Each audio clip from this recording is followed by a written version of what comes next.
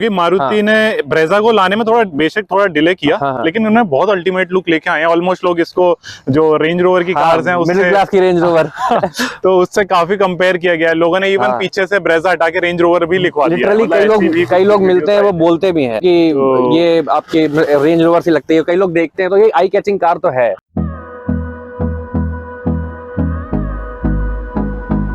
Welcome to drive with सिद्धांत channel. और आज हमारे पास जो कार है वो है ब्रेजा, मारुति की जो ZXi मॉडल है पर्टिकुलर, और ये पेट्रोल वेरिएंट है। जैसे आप जानते हैं कि ब्रेजा तो अब डीजल में आना बंद हो गए हैं, तो ओनर है उनको ऑलमोस्ट 1 मंथ हो गया इसको चलाते हुए। शिव, आप एक भाई सामने आ जाइए थोड़ा सा। हेलो भैया। हेलो, छोटा सा एक इंट्रोडक्शन अपना। Shiv Mishra and working in IT company, so just bought the Brezza on 13 December.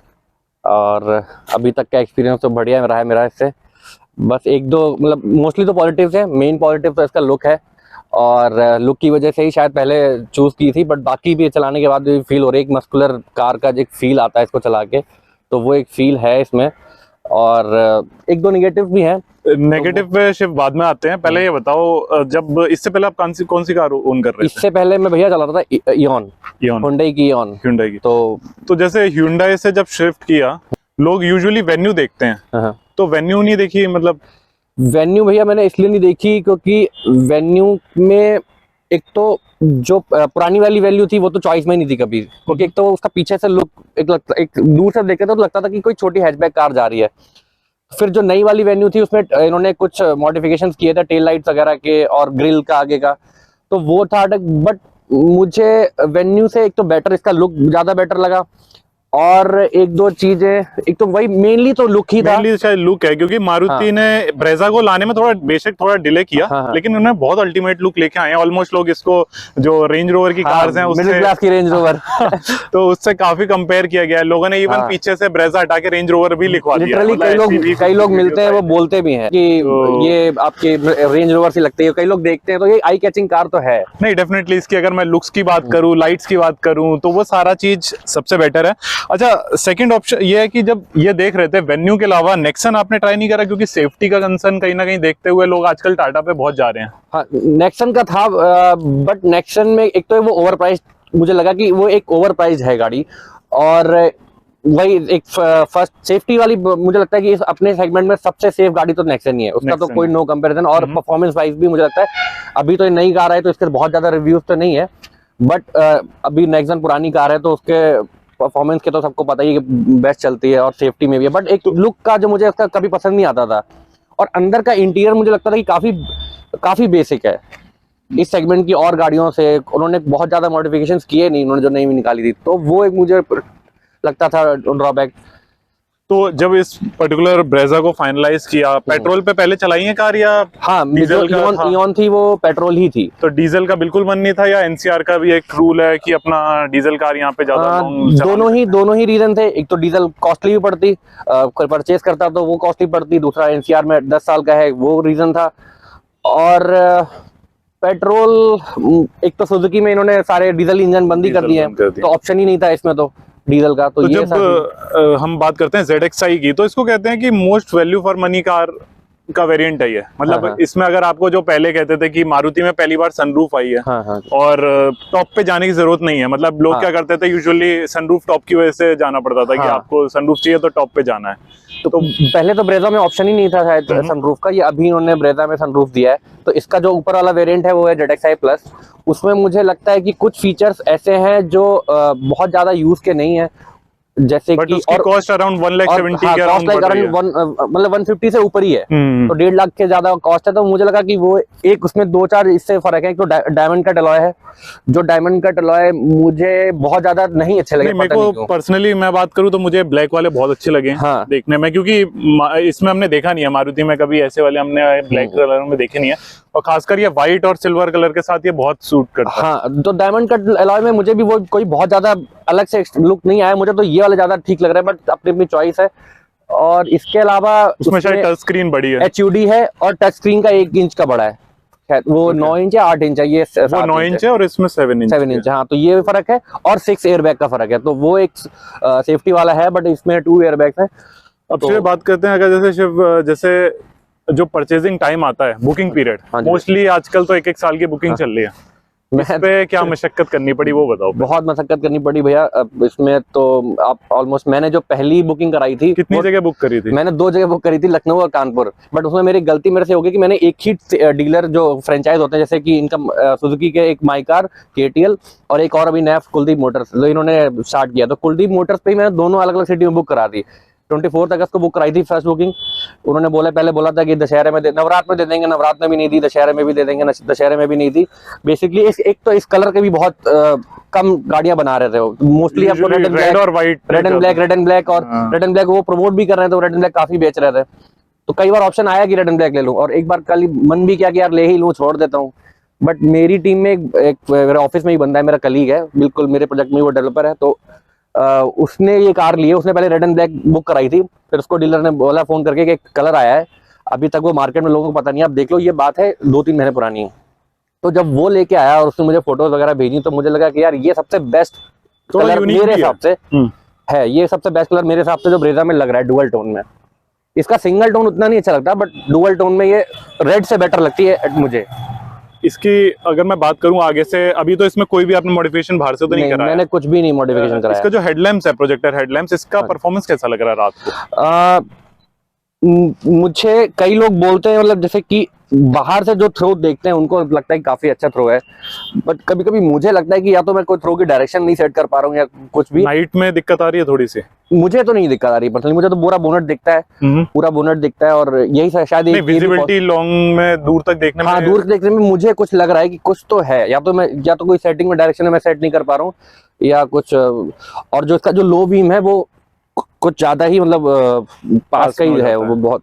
और कुछ ऐसा जो चेंजेस इसमें कराए अभी तक, क्या क्या मॉडिफिकेशन आपने कर दिया? फिर कोई हम इंटीरियर में भी चलेंगे। मैंने भैया कोई भी मॉडिफिकेशन एज इट इज जो शोरूम से आई थी वो बिल्कुल लिया, मैंने कुछ नहीं कराया अभी। मैंने कुछ भी बाहर से नहीं लगवाया। मुझे वहां से क्या क्या कराया? शोरूम से ये क्रोम वगैरह सब कुछ लगाता है? हाँ, ये शोरूम सब ऐसे शोरूम से ये जो एक्सेसरीज में के पार्ट से मतलब अलग से एक्सेसरीज ली है ये मैंने। क्रोम का ये क्लैडिंग पे जो लगा हुआ है ये साइड मोल्डिंग। तो बेसिकली अगर हम बात करें, ये क्रोम साइड मोल्डिंग हो गई, ये बेसिकली क्लैडिंग लगी आती है। वो आपने लगवाई है। और कुछ ऐसा जो आपने कराया इसमें? ये मड फ्लैप वगैरह, और मैंने सीट कवर उन्होंने दिए हैं, बट सीट कवर एक्चुअली क्या था कि वो मैं लेना नहीं चाहता था, बट वो उनका वो था कि आप कुछ तो एक्सेसरीज लीजिए, और मुझे गाड़ी लेनी थी। तो कितना मतलब इस पे एक्सपेंडिचर ऊपर से हो गया? कितने की पड़ी टोटल मिला के? मुझे पड़ी है 13,10 की। इसमें एक्सेसरीज लगभग कितने की होंगी इंक्लूडिंग एक्सेसरीज करीबन है 21 से 22 हजार के आसपास की। 21 से 22 हजार की। अब बात करते हैं, बूट स्पेस सफिशिएंट लगा मतलब अभी तक? हाँ, बूट स्पेस सफिशिएंट लग रहा है। मैं अभी तो इसमें वैसे 330 अराउंड है। हाँ। थोड़ा ऊंचा नहीं लग रहा है? मतलब थोड़ा सा जैसे, हाँ मतलब शायद अगर थोड़ा नीचे रख सकते थे। ये जो किसी से वेन्यू में आता है शायद वो वेन्यू वगैरह में थोड़ा नीचे रहता है, या ट्रे मूव नीचे हो जाती है। तो थोड़ा पता नहीं चल रहा होगा आपको वीडियो में, ये इसकी कवर इतना बड़ा है पूरा खुल के, बट है स्पेस ठीक ठाक आ जाता है। लगेज तो सफिशिएंट है, और साइड में भी पॉकेट्स हैं, इधर भी सामान अपना रख सकते हैं। बाकी ये भी आपकी मोल्ड हो जाती है 60-40 वाली है, जो कार कुछ लंबा सामान रखना है तो वो भी हो जाती है। तो स्पेस है। बाकी मुझे तो अभी तक तो कभी नहीं लगी स्पेस की, वो शायद कवर की वजह से पता नहीं चलता, बट ये कवर अगर निकलेगा तो काफी ओवरऑल मतलब वैसे जो कहते हैं स्मार्ट हाइब्रिड की टेक्नोलॉजी यूज कर रहे हैं, इससे थोड़ी सी एवरेज बेटर हो रही है, ऐसा लग रहा है? जो बाकी जो ओनर्स हैं इसके, जो मैं जिनके जानता हूँ, मेरी जिनसे बात हुई है, तो उनका तो यही एक्सपीरियंस है। मेरा भी ऑलमोस्ट यही एक्सपीरियंस है कि पेट्रोल 1500 सीसी गाड़ी के हिसाब से ये अच्छा एवरेज निकाल रही है। मतलब सिटी में अभी आपको मिल रहा है? मुझे भैया 15 तक इसने दिया है, मतलब 15 अभी 15 पे ही चल रही है। अभी मैंने सुबह क्रिकेट खेलने गया था मैच में, तो वहाँ थोड़ा रास्ता और वहाँ तो 14.9 हो गया अभी भी, उसके बाद भी, जबकि मैं काफी देर तक 2 सेकंड गियर पर सोच के चला रहे हो कार को? हाँ, थोड़ा तो सोच के चलानी पड़ रही है, वो आरपीएम के हिसाब से। मतलब ये मैंने भी सुना है कि लोग कहते हैं कि थोड़ा सा जब डीएसएलरेट करो, थोड़ा सा ब्रेकिंग ज्यादा लोगे तो आपकी एवरेज बढ़ेगी, लेकिन अननेसेसरी वो सब करने की जरूरत होनी नहीं चाहिए। हाँ, मैं बहुत वो सब तो नहीं सोच रहा हूँ, बस मैं आरपीएम का सोचता हूँ। जैसे ही 2000 आरपीएम क्रॉस करता है तो मैं रैव करने, जैसे रैव करता है तो वो आरपीएम से ही मोस्टली एवरेज निकलता है। तो मैं 2000 आरपीएम से जैसे क्रॉस करता है तो मैं गियर चेंज करने की कोशिश करता हूँ। कई बार नहीं होता, क्योंकि कई बार क्या होता है कि मुझे पता है कि आगे जाम है, तो मैं अभी कितनी जल्दी गियर करूँ। तो ये एक मुझे थोड़ा कहीं लगता है कि एक ड्राइविंग एक्सपीरियंस में थोड़ी प्रॉब्लम भी आ जाती है। कभी लगता है कि यार बहुत जल्दी गियर चेंज करने पड़ते हैं, क्योंकि इसका आरपीएम 2000 बहुत जल्दी रीच होता है। तो जैसे एकदम से Hyundai से मारुति में शिफ्ट हुए, आप अंदर आ जाओ भाई कैबिन में।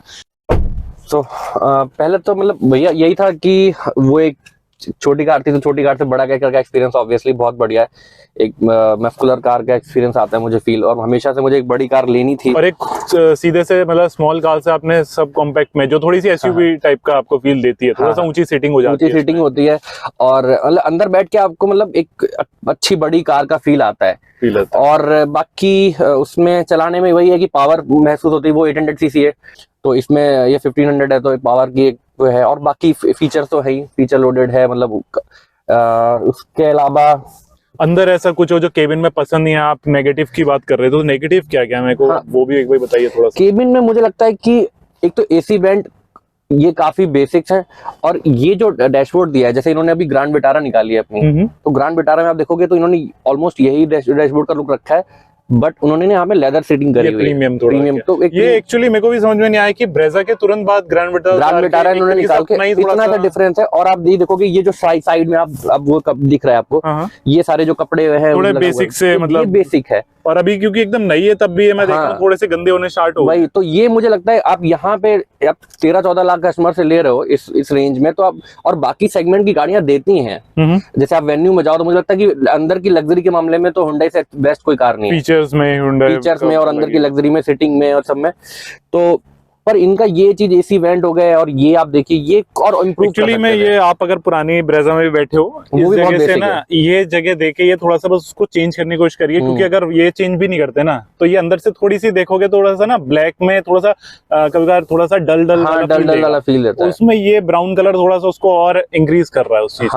तो आपके में अच्छा है कि ऊपर सनरूफ है तो थोड़ा सा एक मतलब लाइट टाइप का इसमें आ रहा है अंदर। बाकी हाँ ये स्क्रीन तो अच्छी लगती है, और मुझे लगता है कि और भी इन सारी चीजों में इम्प्रूव कर सकते हैं। इसका इंस्ट्रूमेंट ऑन करेंगे।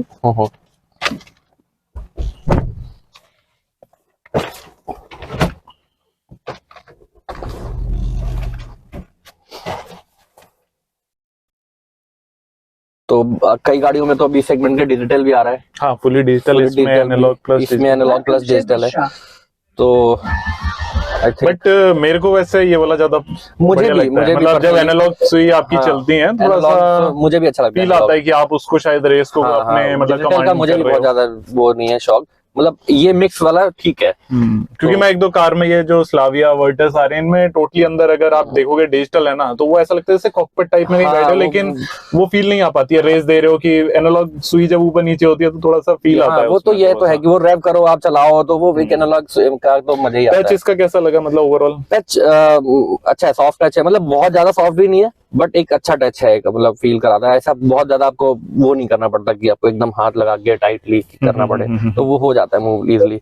और जैसे जब आपकी कार ऑफ होता है ऑन होता है, इसमें आपको फील होता है उस टाइम पे चलाते में कि ये या थोड़ा सा मतलब एनोइंग लगता है कभी, या नहीं पता लगता बिल्कुल? अभी आप कार स्टार्ट है, आप बैठे हुए, आप वो बहुत हल्की सी बहुत हल्का सा इंजन में पता चल रहा है, वही है बहुत हल्का सा, मतलब आप बहुत ध्यान से देखेंगे तो।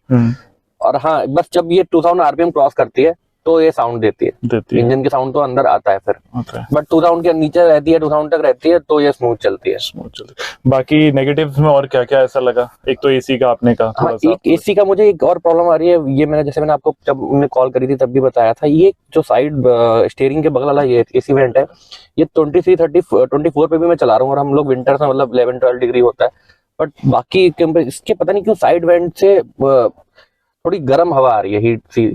जबकि मैं ऐसा तो नहीं है कि बाहर ठंडा है और आप अंदर मतलब ज्यादा कर रहे हैं इसलिए थोड़ी हीट आएगी उसमें? तो माइट भी मैं कह नहीं सकता, क्योंकि अगर बाहर का टेम्परेचर कम होगा आप अंदर उसको थोड़ा सा ज्यादा रखोगे ना, थोड़ी सी हीट वो बनाएगा, मतलब ऑटोमेटिक टेम्परेचर वो सेट करने की कोशिश करता है। ये रीजन हो सकता है। और मैंने कभी कभी ये भी एक दो बार मुझे लगा कि शायद कि क्या होता है कि इसका एसी थोड़ा सा पिकअप लेता है चलाने में। जैसे एक बार मैं क्या हुआ कि मैंने ब्लोअर चलाया, फिर ब्लोअर चलाने के बाद में मैं थोड़ी देर बाद ऐसे ब्लोअर कैसे ऑफ कर दिया, तो वो एसी पे मैंने ध्यान नहीं दिया, तो एसी पे चल रही थी।